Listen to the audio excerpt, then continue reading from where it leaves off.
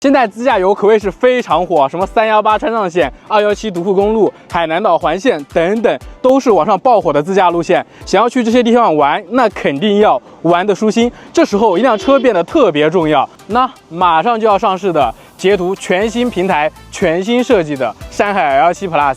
我觉得它可以成为你的完美旅行小房车。自驾游短的2-3天，长的几个月、几年的都有，在路上肯定要时不时休息休整一下。山海 L7 Plus 可以一键躺平，居家大床模式下，电动放倒全车7个座椅，车内秒变3米的大床房。就这样躺着休息，能不舒服吗？还有旅行小床、舒享大床、驻车沙发等32种座椅的组合。反正都是电动调节的座椅，你想怎么组都可以。而且这样的电动7座可是在以前百万豪车上才有的。自驾路上地广人稀，如果车子没电，这时候找个加油站也是非常难的。好在捷途山海 L7 Plus 纯电续航能有220公里，满油满电的情况下能有1700公里，足够你撑到下一个加油站了。开得远肯定还不够啊，还要开得舒服。山海 L7 Plus 搭载全新的昆仑超级混动平台，有 CDC 电磁悬挂，支持舒适、标准、运动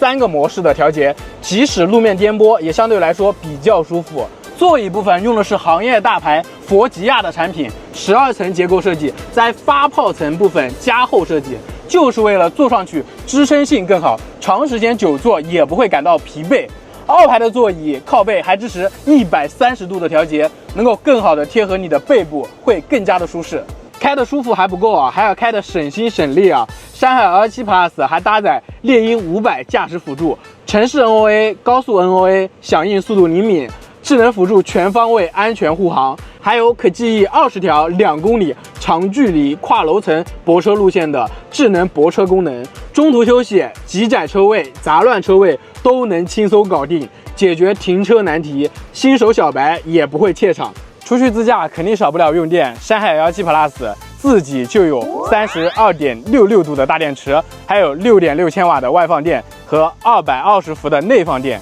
就算一边吃着火锅一边看着投影电影都是没有问题的。这时候肯定少不了冷饮，扶手箱这里6.4升的车载冷暖冰箱，可调温度在零下6度到6度。35度到50度之间，不够用哦。5座版的 L7 Plus 你还可以选择后备箱隐藏式冰柜，有20升的大空间，完美内嵌的设计，支持零下10度到10度的调节。开过国道的都知道，卡车多，开得又快，安全必须得有保障。山海 L7 Plus 全车86%的高强度钢，21%的热成型钢组成的龙式车身和比肩沃尔沃25000牛米每度的车身扭转刚度。还有一些在细节上的安全啊，半隐藏式的门把手，即使遇到碰撞也能打开车门。2、3排座椅靠背都有高强度钢板，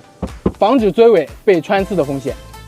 这就是全新的捷途山海 L7 Plus， 完全就是将旅行家战略贯彻到底的产品。你在这上面可以看到很多关于旅行相关的设计，我想这已经不单单是一辆 SUV 了，它更像是一辆旅行小房车，是一个移动的家，是诗和远方。